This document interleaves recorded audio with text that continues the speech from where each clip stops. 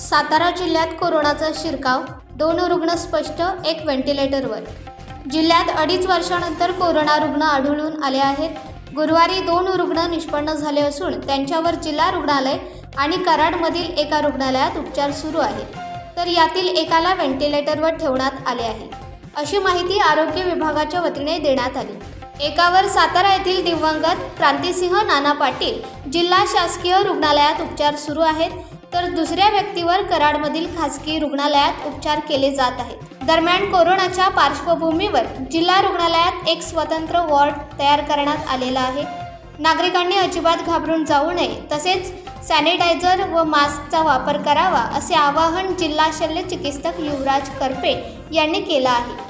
मी doctor युवराज करपे, जिल्हा शल्य चिकित्सक सातारा, याद्वारे सर्व सातारा जिल्ह्यातील जनतेला आवाहन करू इच्छितो की सध्या कोविडचा प्रादुर्भाव महाराष्ट्रामध्ये आणि आपल्या जिल्ह्यामध्ये थोडासा वाढत आहे।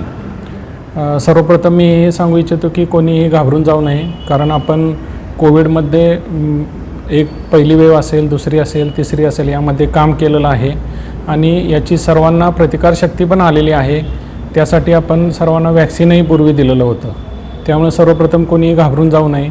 फक्त सुरुवातीला हे सांगतो की जसं कोविडमध्ये आपण करत होतो की गर्दीच्या ठिकाणी टाळावं, किंवा जर काही आजार असेल, म्हणजे जसे की ताप आला, दम लागला, तर लगेच जवळच्या सरकारी रुग्णालयात जाऊन आपण तपासणी करून उपचार घ्यावेत। कोणतेही अशी लक्षणं अंगावर काढू नयेत। आत्ता आपल्या इथं एकच पेशंट ॲडमिट आहे सिव्हिल हॉस्पिटल येथे, आणि एक सह्याद्री हॉस्पिटल कराड येथे ॲडमिट आहे। तर कोविडच्या अनुषंगाने आपली सर्व तयारी आहे। ऑक्सिजन असेल, व्हेंटिलेटर असेल, किंवा हाय फ्लो नेझल ऑक्सिजन, बायपॅप मशीन, ही सर्व आमची तयारी आहे। सिव्हिल हॉस्पिटल येथे आम्ही 20 बेडचा एक ICU अतिदक्षता विभाग त्यासाठी आरक्षित केलेला आहे। त्यामुळं आणि औषधांची पण सर्व उपलब्धता आहे आपल्याकडं, आणि ज्यावेळी लागेल त्यावेळी सर्व औषधं आणखी उपलब्ध करून घेण्यात येतील। त्यामुळं कोणीही घाबरून जाऊ नये।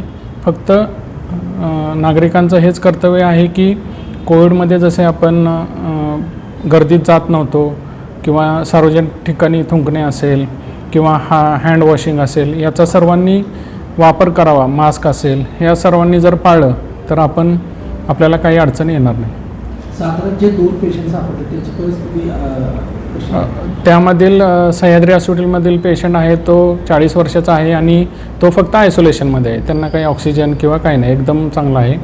आपल्या सिव्हिल हॉस्पिटलमध्ये जी महिला आहे तर ती 70 वर्षाची आहे, आणि ती व्हेंटिलेटरवर आहे।